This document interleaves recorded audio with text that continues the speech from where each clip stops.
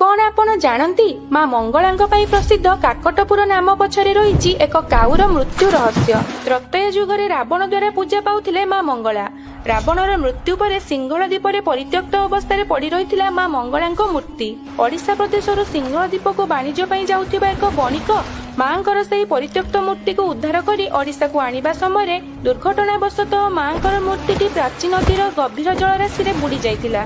दीर्घ दिन धरी मांकर मूर्ति जलमग्न हेबा परे दिने जणे नाविक से प्राची नदी रे जाउथिबा समय डंगाटी हठात नदीर मध्य भागरे अटकी जाइतिला। डंगाटी अटकी जिबारु नाविक को सेही नदी मध्यरे ही रात्रि यापन करिबा पाई पड़िला। सेही राति रे मां मंगला निजे नाविकर स्वप्न रे आसी निजर परिचय देबा सह मूर्ति को उद्धार करिबा पाई आदेश देइथिले एवं कहिथिले परदिन नदी उपरे एक काऊ उडुथिबा समय रे हठात मृत्युवरण करी जेउ स्थान रे बुडी जिवो सेही स्थानरु ही मांकर मूर्ति मिलिबो। मांको आदेश अनुसार काऊ मृत्यु करुथिबा स्थानरु ही नाविक द्वारा मूर्तिर उद्धार करा जाइतिला एवं स्थानीय राजांक द्वारा मां मंगलांकर मंदिर स्थापन करा जाई सेही स्थानर नाम काऊर नाम अनुसार काकटपुर